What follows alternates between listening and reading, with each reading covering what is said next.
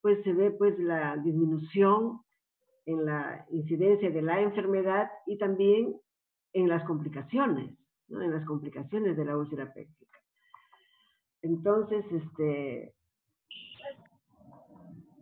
¿me están escuchando? Sí, doctora, disculpe, más bien si podría grabar, por favor.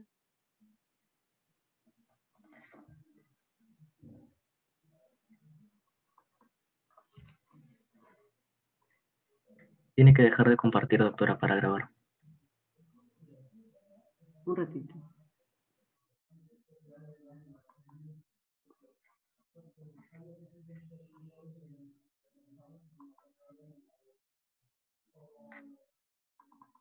Ahora,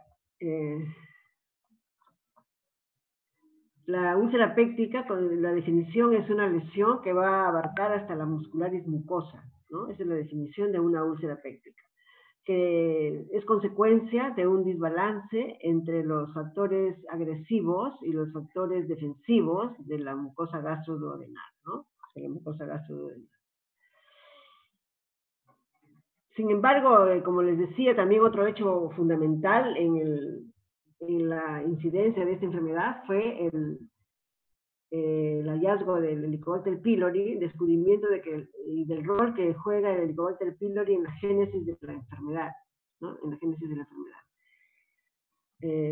Entonces, la mayor parte de las úlceras en la actualidad se asocian con una gastritis, ¿no? Con una gastritis con Helicobacter pylori positivo, ¿no?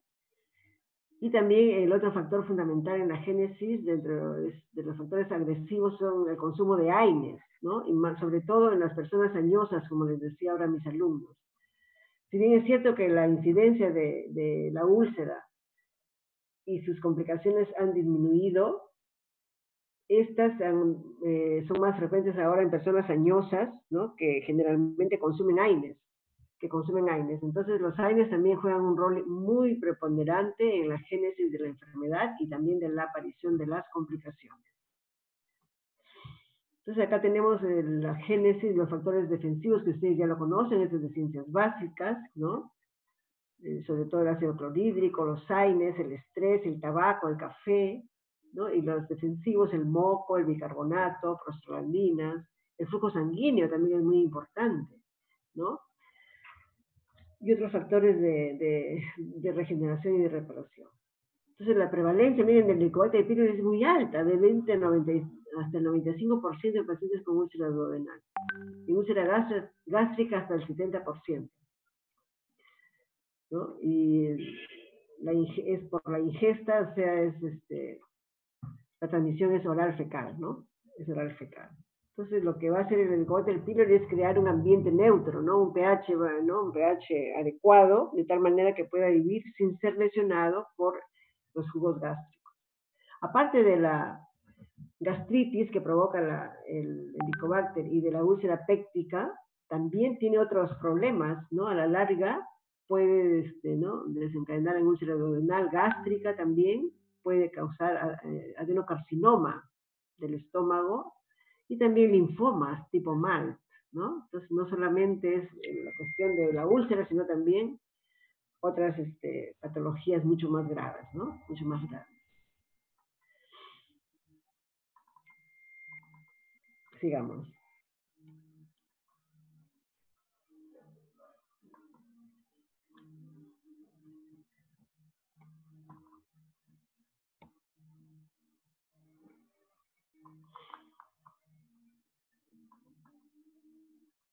La localización de la úlcera también tenemos, ¿no? Puede ser a nivel duodenal, puede ser una úlcera gástrica aislada, puede ser la de Johnson tipo 2, que es al mismo tiempo úlcera gástrica y úlcera duodenal, o también puede ser una úlcera alta, ¿no? A nivel del cardio. La prevalencia es ligeramente, ¿no? Hay una ligera prevalencia en el género masculino, ¿no? En el género masculino. La enfermedad se caracteriza por dolor, ¿no? Dolor epigástrico generalmente, urente, ¿no? Quemante, en el epigastrio generalmente, ¿no? Y que generalmente 2 a 3 horas después de la ingesta de alimentos. Y se alivia con la ingesta, ¿no? Y también puede presentarse en las noches. Puede haber vómitos, ¿no? Sobre todo los vómitos es ya cuando es una fase tardía de la úlcera, cuando hay estenosis del píloro. Pérdida de peso, cuando sucede esto, cuando hay estenosis hay pérdida de peso. Eventualmente puede haber ganancia exponencial, como el paciente nota que con la ingesta calma el dolor, entonces después come un poquito más y podría haber un aumento de peso. Y el 10% de los pacientes que tienen una úlcera pueden tener alguna complicación, ¿no? Entonces, algunos pueden debutar con la complicación, es decir, con una hemorragia digestiva o con una perforación de la úlcera. Entonces, esos pacientes generalmente nunca han tenido ningún síntoma, pero de pronto hacen el cuadro de la emergencia, ¿no? Hacen un cuadro que muchas veces va a necesitar entonces un tratamiento quirúrgico.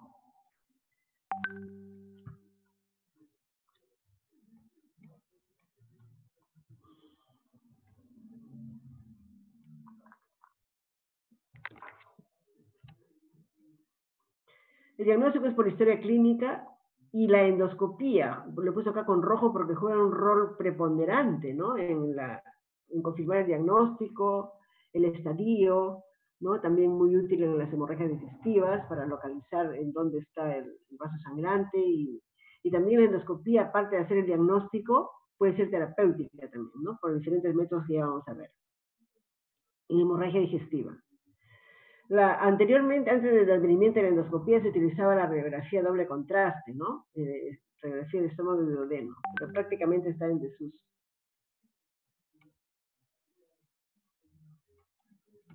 Tengo problemas con el mouse.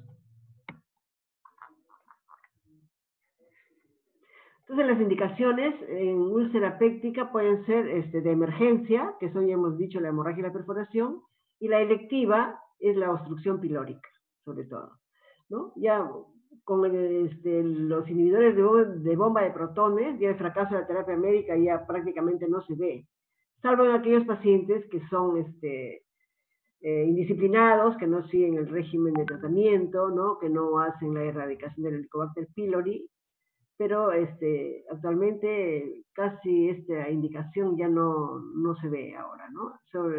Dentro de las electivas, la obstrucción pilórica es la que sí todavía tenemos pacientes para operar.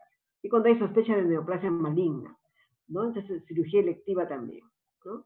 Y de emergencia hemos dicho solamente la perforación y la hemorragia digestiva.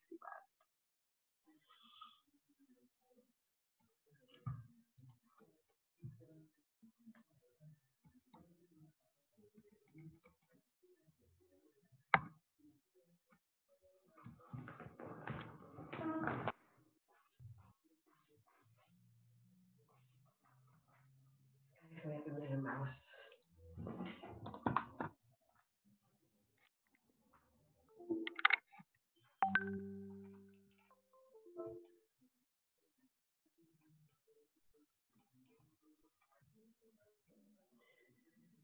Bien, entonces vamos a ver ahora la hemorragia digestiva, ¿no? La hemorragia digestiva, más o menos, el 20%, como les decía, no tienen antecedentes, ¿no?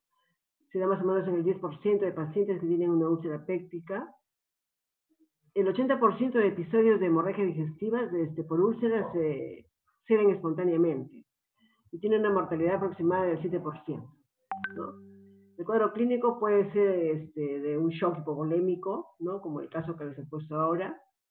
Y los exámenes generalmente ya ustedes los conocen, ¿no? Son los de analítica completa, la endoscopía alta, ¿no? Y también de los exámenes el hematocrito, ¿no?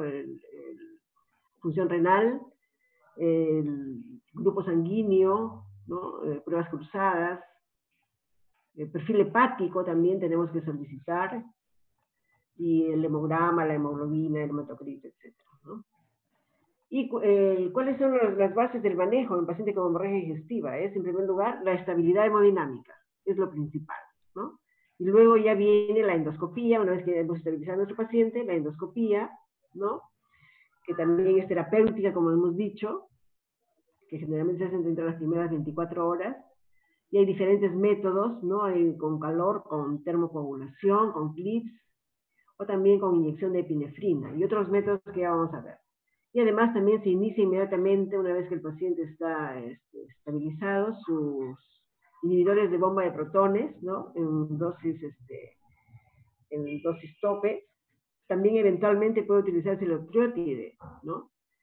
Y el 5% de hemorragias por úlceras son de tratamiento quirúrgico, ¿no? Entonces, la mayor parte de ellas cede con tratamiento médico o con tratamiento endoscópico, ¿no? Además de la endoscopía, además de ser diagnóstica, también puede ser terapéutica, como les decía, y también nos va a predecir el riesgo de recurrencia del resangrado, ¿no? El riesgo de resangrado con la clasificación de Forrest, ¿no? Y acá tenemos los riesgos de resangrado, los diferentes estadios, ¿no? Con sangrado activo, con coágulo fresco o antiguo, mancha pigmentada o base limpia.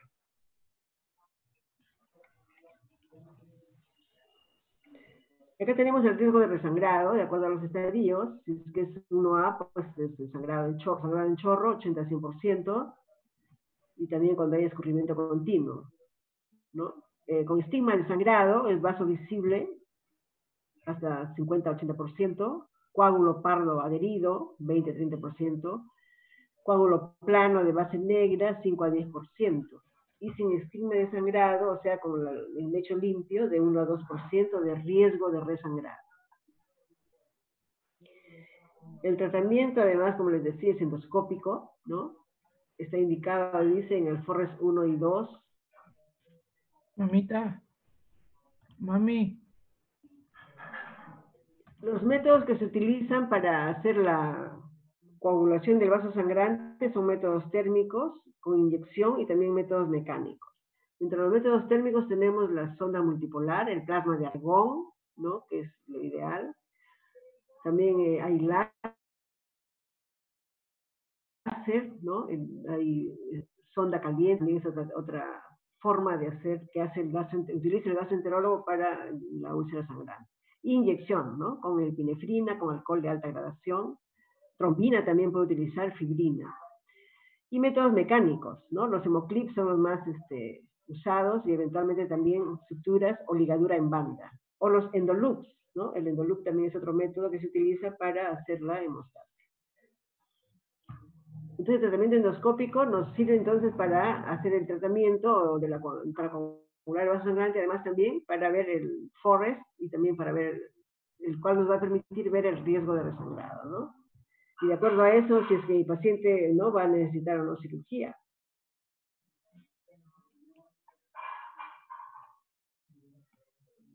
Y acá hay un algoritmo de la hemorragia digestiva, ¿no? Entonces se hace la endoscopía, se hace hemostasia, ¿no? Si es que tiene sangrado persistente, el paciente va a ir a cirugía de emergencia, ¿no? Sangrado persistente, cirugía de emergencia. Generalmente aquel paciente que necesita 3 unidades de sangre en 24 horas, ese paciente tiene que ir a cirugía, ¿no? Tiene que ir a cirugía. Entonces acá dividen en dos, miren, endoscopista experimentado y endoscopista no experimentado. ¿Ya? El endoscopista experimentado hace su tratamiento y hace de nuevo una endoscopía a las 24 horas, ¿no? Si es que hay resangrado, puede hacer hasta 3 ensayos endoscópicos para yugular el sangrado, ¿no? Ahora, si es que el paciente tiene mayor de 70 años y se han utilizado en él más de 5 unidades de sangre, entonces va a ir a una cirugía electiva precoz, ¿no? Una cirugía electiva precoz. Si es que no experimentado, hace una reendoscopía, ¿no? Nuevamente ensayo en tratamiento endoscópico, hace la hemostasia, pero si persiste el sangrado, igualito a tratamiento de cirugía de emergencia. Entonces, acá hay un pequeño resumen de las técnicas, ¿no? Que podemos utilizar. Si es que es gástrica, se puede hacer una sutura nada más, se hace una gastrotomía, o sea, se abre el estómago, se localiza la úlcera sangrante, se le pone un punto transfixiante, ¿no? O también se le puede hacer, si es que el paciente ya está hemodinámicamente estable, utilizar una técnica de resectiva, ¿no? Y las técnicas son la antrectomía generalmente, antrectomía, ¿no? O una hemigastrectomía también es otra de las técnicas, ¿ya? O también podría ser, si es que es en el píloro, solamente suturar el vaso, abres el píloro, ves el vaso sangrante, suturas y haces una piloroplastia, ¿no? Una piloroplastia de Heineck-Nikulin, que ya vamos a ver en qué consiste después.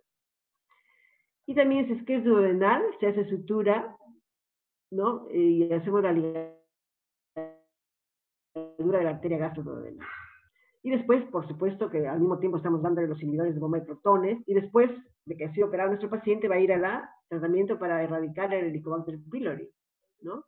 No hemos completado el manejo, si es que no, erradicamos el Helicobacter pylori.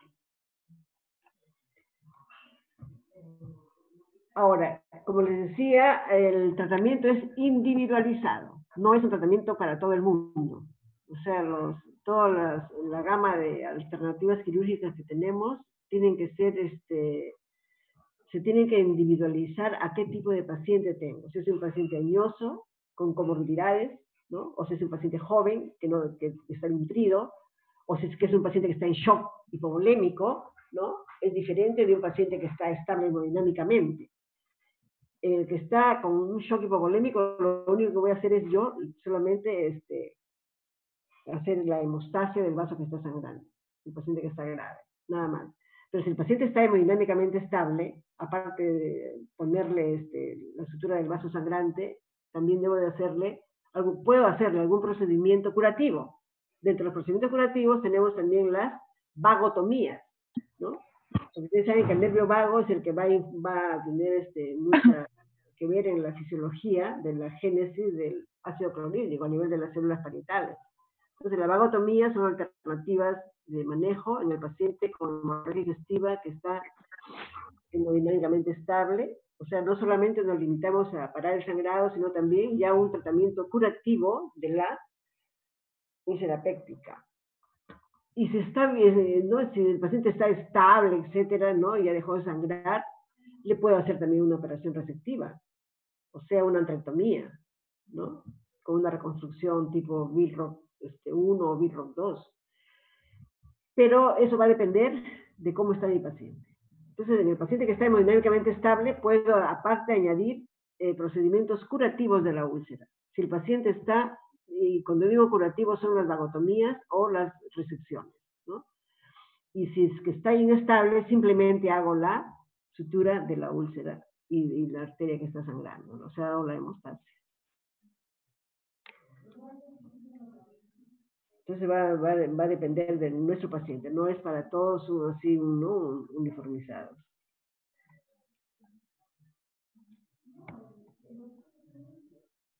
Entonces el objetivo fundamental en hemorragia es suprimir la hemorragia. Y el objetivo secundario es prevenir la recurrencia temprana de la hemorragia y la recurrencia de la úlcera, ¿no? Si yo quiero prevenir la recurrencia temprana de la hemorragia, pues, y sobre todo la recurrencia de la úlcera, hago otros tratamientos como las vagotomías. Entonces acá tenemos las opciones, ¿no? Terapéuticas, son los denervativos, que son las vagotomías, como le digo, troncales, pueden ser, o sea, los dos vagos, anterior y posterior, se cortan, se seccionan. Luego tenemos la vagotomía selectiva, en la cual solamente se va a extirpar el ramo que va a inervar el estómago, y en la otra rama que va a la parte donde es vesícula, vías biliares, etcétera, se deja indemne, ¿no? Se llama vagotomía selectiva. Y la supraselectiva, en la cual se van a resecar todas las fibras nerviosas que están en la zona del antro, en la zona donde están las células parietales, conservando el nervio de Latarjet, ¿no? Dice, las vagotomías troncal y selectiva producen estasis gástrica, y esta es una pregunta que me hizo mi alumno hace rato, ¿no? Provocan estasis gástrica porque la motilidad ya va a estar alterada. Entonces, deben asociarse a un procedimiento de drenaje. ¿Qué significa un drenaje? Un procedimiento que permita el pasaje normal de los alimentos hacia el duodeno, ¿no? Y siga el tránsito intestinal normal. ¿Cuáles son esos de drenaje? Tenemos piloroplastia, es una de ellas, que hay diferentes que vamos a ver cuáles son, La más popular y la más fácil de hacer es la de Heineck-Mikulicz. O también podemos hacer una antrectomía, ¿no? Más una gastroyeyunostomía, o una antrectomía más una gastroduodenostomía. Cuando es una antrectomía y hago la reconstrucción uniéndolo con el yeyuno, o sea, hago una gastroyeyunostomía, se llama reconstrucción tipo Billroth 1. Y si yo hago la reconstrucción uniéndolo con el duodeno, se llama reconstrucción tipo Billroth. Con el duodeno es Billroth 1, disculpen. Reconstrucción tipo Billroth 1, o sea, una gastroduodenostomía. Y cuando es una gastroyeyunostomía, es una reconstrucción tipo Billroth 2. Después también hay procedimientos combinados, antrectomía más vagotomía. Generalmente esto es para cuando son operaciones electivas, cuando el paciente está estable, no cuando hay una hemorragia digestiva que recién está saliendo del cuadro de shock hipovolémico, ¿no? Entonces, cuando el paciente es estable, el paciente bien nutrido, etcétera, puede hacer operaciones receptivas. Y también le puedes hacer una vagotomía troncal, ¿no? Acá están los diferentes tipos de vagotomía, como les decía, son 3.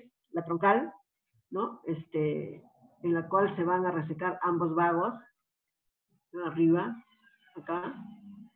La vagotomía selectiva, que es esta de acá, que solamente se va a seccionar el ramo que va al estómago, el que va para la vía biliar, vesícula, etcétera, queda,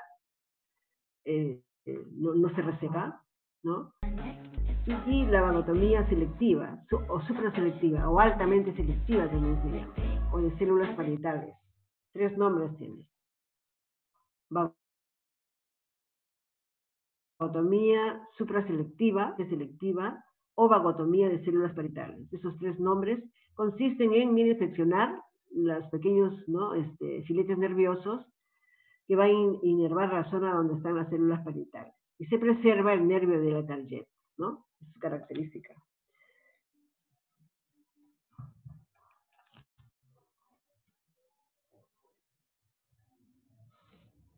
En una úlcera podemos hacer sangrante, podemos hacer una vagotomía gástrica proximal, ¿no? ¿Cuándo? Cuando el paciente está estable, cuando es gente joven, ¿no? Que no tiene una hemorragia exsanguinante, ¿no? Ahora, ¿cuáles son los requisitos? El cirujano tiene que ser experto en esta técnica. Y se dice que es experto el cirujano en esta técnica, aquel que ha hecho más de 100, ¿no? Más de 100 procedimientos de este tipo.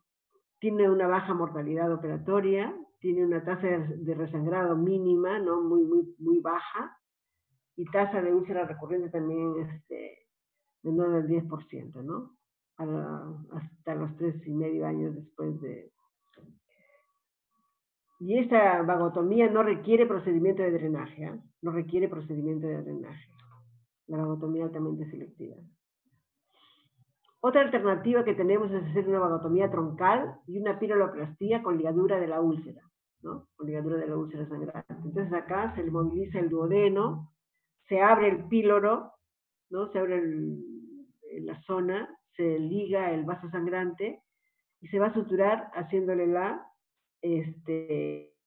sutura en sentido contrario, ¿no? La incisión es acá longitudinal, pero la sutura lo voy a hacer en forma transversal. Ese tipo de sutura así, cuando yo estoy a nivel del píloro, se llama piloroplastia, de Heineck-Mikulicz, ¿no?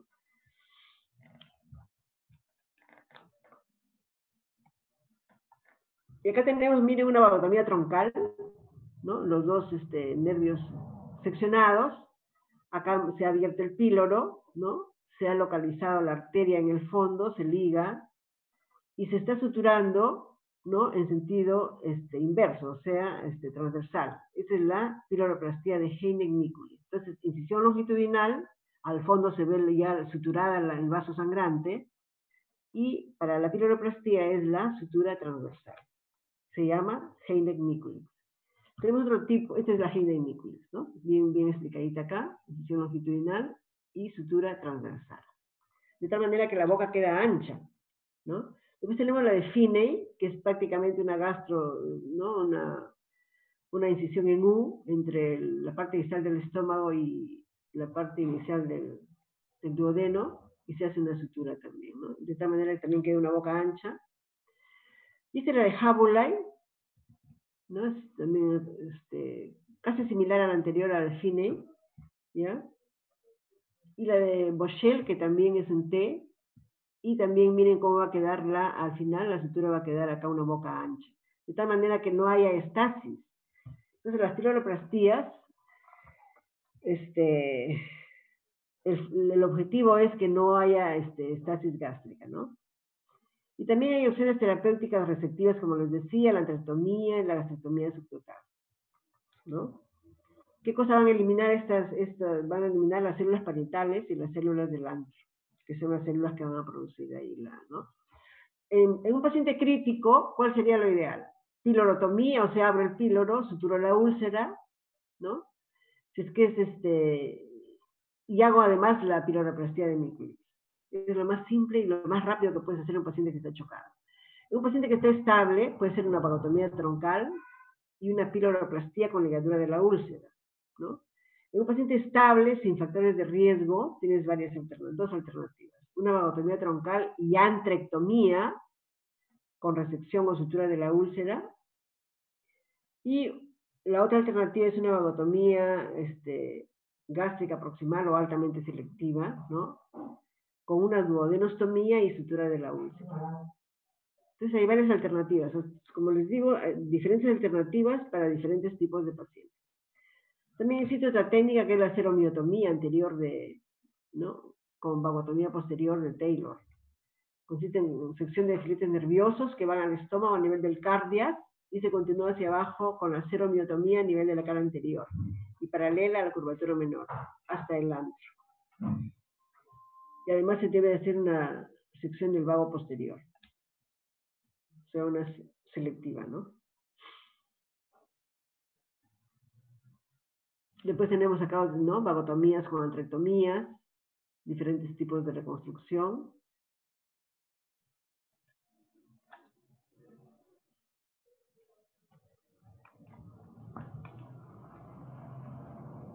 Y acá está la reconstrucción tipo Billroth 1 que les decía, es una gastroduodenostomía, y la reconstrucción tipo Billroth 2, una gastroyeyunostomía.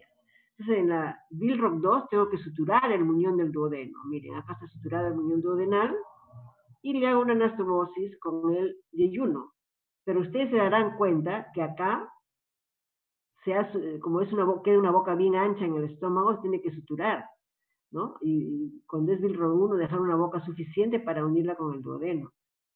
Igual, cuando es con el yeyuno también, no vas a hacer toda la boca ancha que queda en el estómago. Imagínense el vaciamiento rápido que existiría, ¿no? Entonces se cierra un poco la boca y se une al yeyuno, de tal manera que pueda pasar con facilidad el alimento, ¿no? También depende, cuando es una úlcera gástrica, depende de la localización de la úlcera, porque hay úlceras bien altas, ¿no? Bien altas en el fondo, que van a requerir a veces casi, eventualmente, hasta una gastrectomía total, ¿no? Pero son muy, muy raras estas. Va a depender también de la estabilidad hemodinámica del paciente. ¿Qué alternativas tenemos para una úlcera gástrica sangrante? Una vagotomía troncal, piloroplastia con resección de la úlcera. Siempre donde cuando es úlcera gástrica, siempre hay que hacer una biopsia o resección de la úlcera y la hemostasia. ¿Por qué? Porque bastante incidencia de cáncer asentados dentro de esas úlceras gástricas. También podemos hacer una antrectomía con resección en cuña de la úlcera o una gastrectomía distal que incluye la úlcera con osimagotomía. Entonces tenemos toda una gama, miren, de alternativas quirúrgicas, que yo las voy a adaptar de acuerdo a cómo está mi paciente, ¿no? Y luego tenemos la otra complicación, que es la perforación, ¿no? Que es también donde interviene el cirujano, ¿no? Y que más o menos tiene una incidencia del 7% en los pacientes no hospitalizados por esta enfermedad. El 50%, miren, de pacientes, la perforación es sellada o obliterada por el epiplon o por una víscera vecina. Cuando ocurre esto, o sea, ocurre la perforación, ya vamos a ver cuál es el cuadro clínico, y viene inmediatamente el epiplon y la sella, el cuadro clínico de la peritonitis va a ser mínimo. Y en este grupo de pacientes puede estar indicado un tratamiento conservador, ¿no? que consiste simplemente en colocar al paciente en NPO, una sonda nasogástrica con aspiración permanente y reposición de pérdidas y antibiótico terapia, ¿no? Y seguimos evolucionando a nuestro paciente. Si nuestro paciente mejora con esto, eso es todo, porque ya vino el epiplon y selló ahí la perforación, ¿no? Y la peritonitis, eso va a ser combatida por el antibiótico. Pero cuando el paciente viene ya con signos floridos de irritación peritoneal, ahí sí el tratamiento es quirúrgico 100%. Con esto quiero decir entonces que no todas las úlceras perforadas, pépticas, son quirúrgicas. Hay un grupo selecto de pacientes que pueden ir al tratamiento conservador. Son aquellos pacientes hemodinámicamente estables, jóvenes sin comorbilidades y con cuadro clínico mínimo, ¿no? Factores de riesgo son el uso de AINE, sobre todo en pacientes añosos, ¿no? La EPOC también, los grandes quemados y la falla multiorgánica. Son factores de riesgo también para que hagan perforación, ¿no? Entonces, la presentación clínica es un dolor agudo, ¿no? De aparición brusca en el epigastrio, que se puede irradiar a la escápula, ¿no? Y con signos, inmediatamente se instalan signos de respuesta inflamatoria sistémica y también signos peritoneales, ¿no? El paciente puede estar en mal estado general, ansioso, diaforético, el abdomen en tabla, ¿no? Y los ruidos hidroaéreos pueden estar disminuidos o ausentes, ¿no? Y además también algo que les decía a los alumnos en la mañana, la presentación clásica se modifica en casos en que el jugo gástrico fluye por los espacios parietocólicos, hacia abajo, hacia los cuadrantes inferiores. Entonces, y sobre todo para el cuadrante inferior derecho, ¿no? Entonces, muchas veces puede parecernos que fuese el cuadro clínico de una apendicitis, que inicia en el hipogastrio, porque ahí inicia el dolor, y que luego se va hacia el cuadrante inferior derecho, ¿no? Y muchas veces, o en algunas veces se ha ingresado a quirófano y con un diagnóstico presuntivo de apendicitis aguda, pero ha sido una úlcera perforada, ¿no? Una úlcera perforada. ¿Por qué? Porque el líquido corre hacia las zonas declives, ¿no? Hacia los parietocólicos.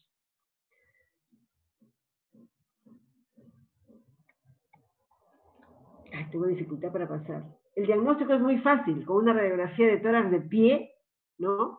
En donde se va a ver el neumoperitoneo. También se puede pedir la radiografía de abdomen, ¿no? De pie, pero siempre y cuando incluyan las cúpulas diafragmáticas, ¿no? Porque generalmente cuando tú pides una radiografía de abdomen no ves las cúpulas diafragmáticas, entonces no te va a permitir ver el neumoperitoneo. Entonces la radiografía de tórax de pie es la ideal, ¿ya? Eventualmente, ¿no? Cuando no está claro el cuadro, pueden pedirse estudios seriados, pero con contraste hidrosoluble. ¿Cuál es el manejo inicial? El manejo es NPO, líquidos endovenosos, antibióticos, una nasogástrica con succión continua. Inmediatamente instalamos inhibidores de bomba de protones, ¿no? Y investigamos también la presencia del Helicobacter pylori y la tratamos cuando esté presente, ¿no? Y la mortalidad postoperatoria de la úlcera péptica perforada. Miren, este es un manejo no operatorio. Este es un manejo para pacientes estables con mínimos signos de irritación peritoneal. A eso es a lo que me refería, que no todos los pacientes con úlcera péptica perforada son tributarios de manejo quirúrgico. Hay un selecto grupo de pacientes que perfectamente pueden responder al tratamiento no operatorio, ¿no? Que es y monitoreo permanente, estar constantemente examinando los signos de irritación peritoneal, si se estabilizan o no, pero si reaparecen los signos de irritación peritoneal, el paciente tendrá que ser programado de emergencia. O si se va comprometiendo el estado general del paciente, ¿no? Y los signos de irritación peritoneal, el paciente se programa inmediatamente. Por lo demás, el resto de pacientes, ¿no? Son de tratamiento quirúrgico. El manejo no operatorio, como les decía, dice, tiene hasta un 73% de respuesta favorable con el manejo no operatorio. Debido a la alta incidencia de Helicobacter pylori, tenemos que investigarlo y combatirlo también, ¿no? En el postoperatorio.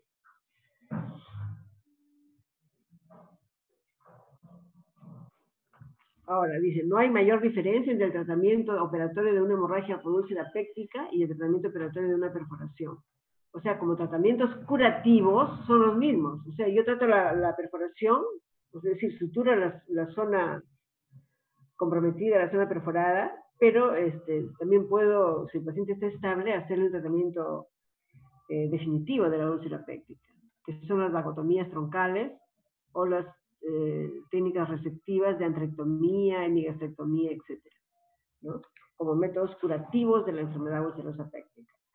Pero con el uso de los inhibidores de bomba de protones que son tan efectivos y con la erradicación del Helicobacter pylori, entonces las chances de recidivas de la enfermedad son bajas. Entonces prácticamente ya lo único que se hace en hemorragia es controlar la hemorragia, ¿no?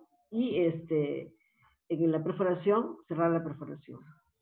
Ahora, cuando hay perforación, atención, como hay peritonitis, hay que, aparte de suturarla, ya vamos a ver las técnicas, cómo se cierran, que son las técnicas de Graham, la más usada, el parche de Graham de Tiplon. Tenemos que adjuntarle un lavado de cavidad peritoneal, ¿no? Porque ha habido una peritonitis en esos pacientes.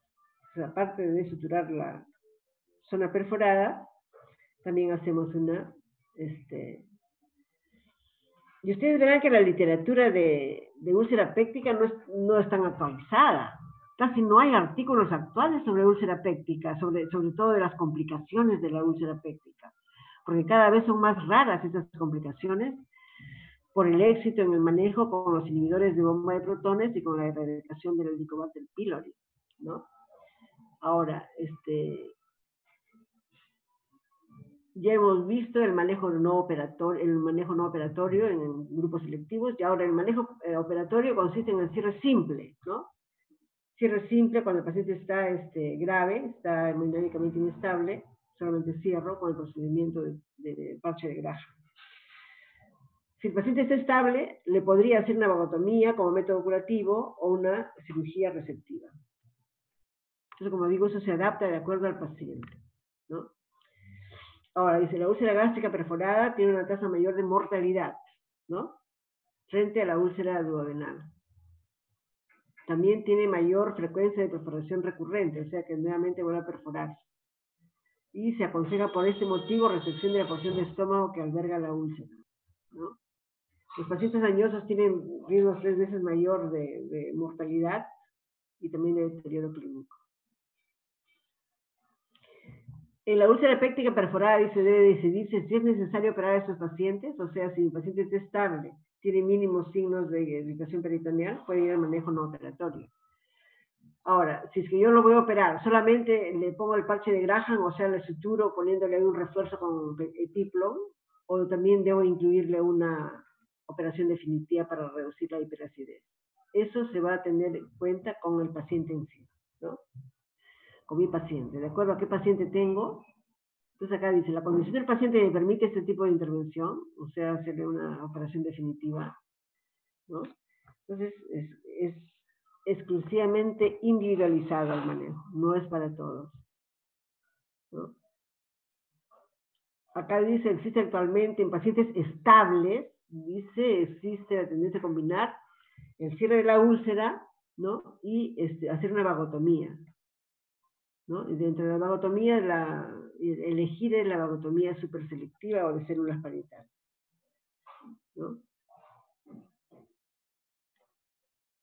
Acá dice, pero también hay que tomarlo con pinzas. Requieren en forma habitual una operación antiulcerosa definitiva, o sea, una operación resectiva, la úlcera gástrica perforada en pacientes estables, ¿no? Coexistencia de úlcera gástrica y duodenal, con perforación con alguna de ellas, ¿no? O sea, la Johnson 2. Perforación con síntomas ulcerosos crónicos preexistentes, o también que haya obstrucción y perforación, ¿no? O que haya hemorragia y perforación, o sea, ambas complicaciones. O antecedentes de que ya ha sido operado alguna vez de una úlcera duodenal, ¿no? O pacientes con úlcera duodenal perforada. Entonces, en ellos podría, además, aparte de corregir el sangrado o la perforación, también hacer una operación definitiva, ¿no? Y acá está el parche de Graham, ¿no? Que es muy sencillo de hacer, se pasan los puntos, los hilos, ¿no? No se atan, se dejan libres y luego se tracciona un fragmento de epiplon y se interpone acá en la zona perforada y sobre eso el epiplon se ata. Esa es la técnica de Graham, muy sencilla de hacer, ¿no? Y acá tenemos otras alternativas, por ejemplo, vagotomía troncal con antrectomía, ¿no? Tienen baja mortalidad operatoria, también baja recurrencia. Vagotomía troncal más drenaje. Cuando decimos drenaje, nos referimos a piloroplastia o gastroyeyunostomía. Tienen una recurrencia de 3 a 30% y una mortalidad de 0.7. Y la vagotomía altamente selectiva tienen una recurrencia considerable, 3 a 12%, pero un índice de mortalidad mínimo, ¿no? Extremadamente bajo. Efectos colaterales. Y acá tenemos un algoritmo, ¿no? Cuando tenemos un paciente que tiene neumoperitoneo, si tiene menos de 24 horas y el paciente está estable, puede ensayar el tratamiento conservador, ¿no? Si no hay mejoría hasta las 12 horas, el paciente va a una cirugía de emergencia, con las diferentes alternativas que hemos visto. Si el paciente está con una peritonitis marcada, inmediatamente lo estabilizo rápidamente y va a una cirugía de emergencia, ¿no? Además, el paciente que tiene una peritonitis difusa, le hacemos un lavado de cavidad peritoneal y también si es que es muy severa, o sea, tiene varios días ya de instalada esta peritonitis y que mi paciente probablemente va a requerir otro lavado de cavidad peritoneal, puedo dejar el abdomen abierto con una bolsa de Bogotá, que es una técnica muy simple en la cual un dispositivo de plástico, una bolsa estéril de polietileno, se sutura a la piel y queda todas las gasas expuestas. 48 horas después el paciente regresa a quirófano y se le hace un lavado nuevamente de cavidad peritoneal y se procede a suturar la pared abdominal, ¿no? Y además también una cosa pero fundamental es la erradicación del Helicobacter pylori. Factores de riesgo de mortalidad en úlcera péptica. El mayor factor de riesgo es el retardo en la laparotomía, en tomar la decisión quirúrgica, ¿no? Mientras más tiempo pasa, la chance de que el paciente fallezca es mucho más alta, ¿no? También la edad es otro factor, otras enfermedades médicas, comorbilidades que tenga el paciente y la localización de la úlcera también, ¿no? Gástrica versus duodenal.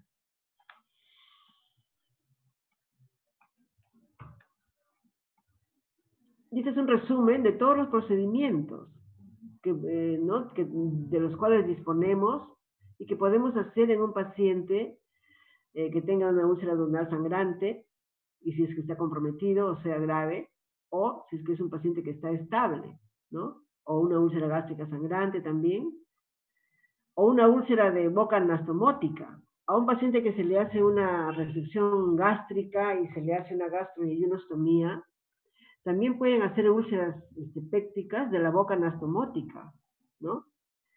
Entonces, están acá las alternativas. ¿Cuáles son? Vagotomía troncal o selectiva, más piloroplastia, por ejemplo, ¿no? En un paciente que está grave. También puede ser vagotomía troncal, más una Billroth 1 o 2, ¿no? O sea, una antrectomía. Eso va a depender de el paciente, qué tipo de paciente es.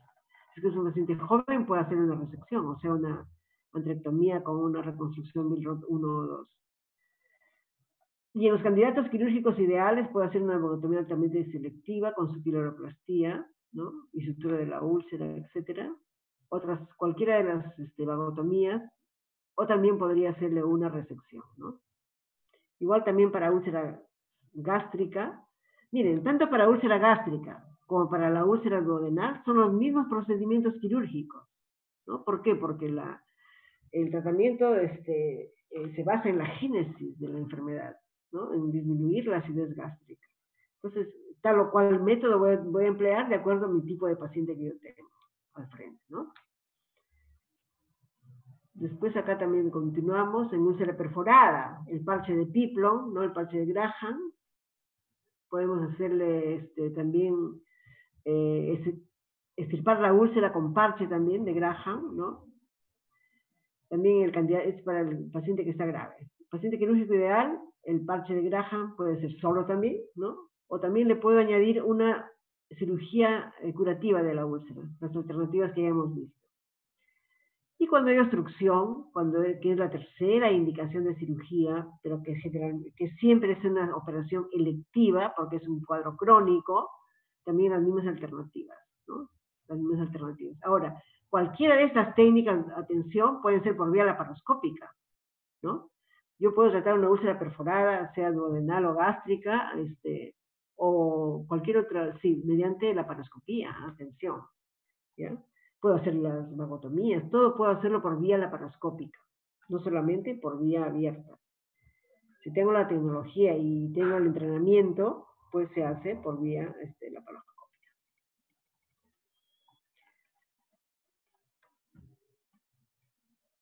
Las complicaciones quirúrgicas inmediatas son riesgos de perforación esofágica, ya les había dicho, o hemorragia periesofágica cuando se hace una vagotomía troncular. Cuando se hace una resección gástrica, la ruptura esplénica, ¿no? Puede ser, también hay una hemorragia y a veces tenemos que hacer la extirpación incluso de... Cuando uno moviliza el estómago, el antro, etcétera, puede lesionar el pedículo del vaso también, ¿no? O el vaso también romper. Y después, en el postoperatorio, dehiscencia del muñón duodenal, ¿no? Con peritonitis, fístulas, también les decía, ¿no? Que también ya vamos a ver más adelante en otras clases más adelante. Otros van a quedar con pesadez gástrica, con diarrea, sobre todo después de la vagotomía, y con el síndrome de dumping o de vaciamiento rápido, que ya vamos a ver en qué consiste. Anemias megaloblásticas, atorreas también, ¿no? Alteraciones metabólicas.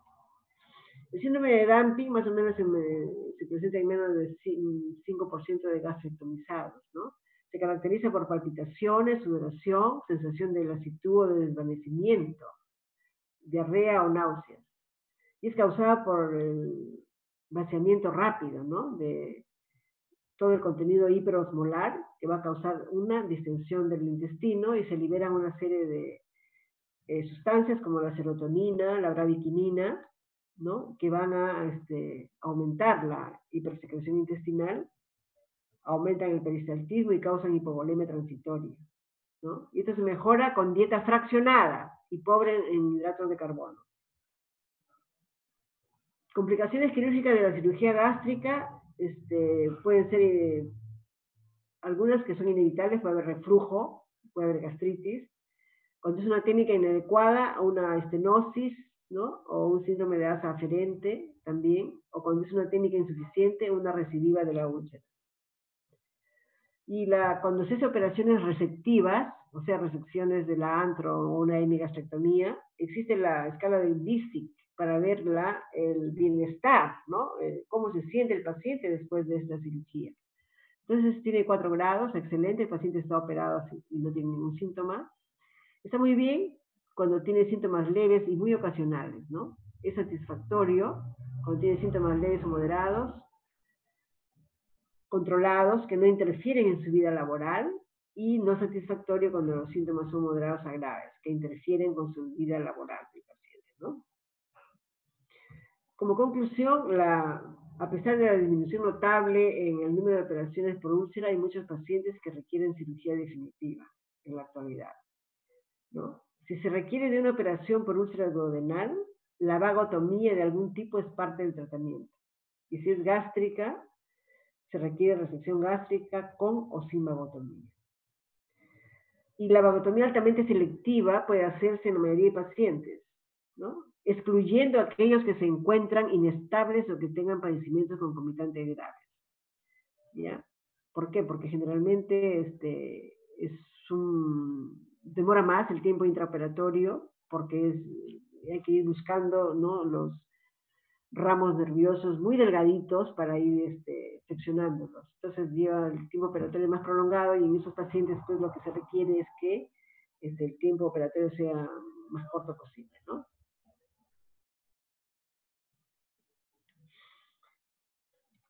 Además, el manejo de estos pacientes es multidisciplinario, ¿no? Interviene primero el internista, el gastroenterólogo, el intensivista, el cirujano, ¿no? Bien.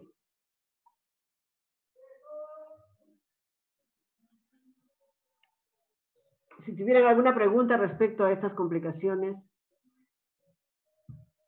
de la úlcera péptica. Miren, hemos tratado ya hemos visto la hemorragia digestiva por por úlcera péptica, ¿no? Que también va a estar involucrado en el manejo de la hemorragia digestiva alta, que vamos a ver en este momento. ¿Ya? Entonces, nuevamente voy a abrir lo respectivo a la hemorragia digestiva. Una pregunta. Dígame, doctor. En el caso de que la perforación, por ejemplo, no haya sido cubierta por epiplon, sino que se haya penetrado en un órgano, ¿también el tratamiento sería médico? Mire, doctor, las perforaciones se llama penetración, ¿no? Úlcera penetrada se llama, cuando generalmente son de la pared posterior, ¿no? Donde se van a penetrar al páncreas, generalmente al páncreas, ¿no? O eventualmente también una penetración catastrófica es a la aorta, ¿no? A la aorta abdominal. Y entonces en ese caso va a provocar una hemorragia masiva, ¿no? El manejo es diferente en esos casos. Se tratará la hemorragia digestiva. Cuando es en el páncreas, generalmente va a provocar pancreatitis también, ¿no? Y el manejo generalmente es médico en ese caso, ¿no? Cuando se penetra el páncreas, se penetra la pancreatitis y aparte de eso también de la úlcera péptica, de la úlcera en sí, o sea, con inhibidores de bomba de protones. ¿Ya? ¿Cuál es, pues?